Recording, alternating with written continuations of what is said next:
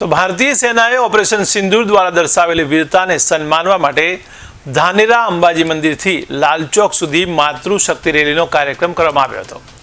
ધાનેરાની માતૃશક્તિ મોટી સંખ્યામાં ઉપસ્થિત રહી। આ પ્રસંગે ભારતીય જનતા પાર્ટી શહેરના પદાધિકારીઓ તેમજ ગ્રામજનો, રાજકીય પાર્ટી, વ્યાપારી અને સંસ્થાના આગેવાનો દ્વારા ઠેર ઠેર જગ્યાએ ફૂલોથી માતૃશક્તિ રેલીનું સ્વાગત કરવામાં આવ્યું હતું।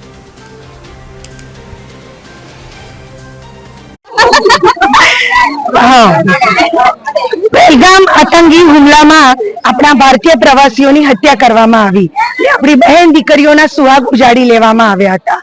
एना बदलामां भारतीय सेनाए ऑपरेशन सिंदूर करी एनो बदलो लीधो अने आतंकवादीओनो नाश कर्यो।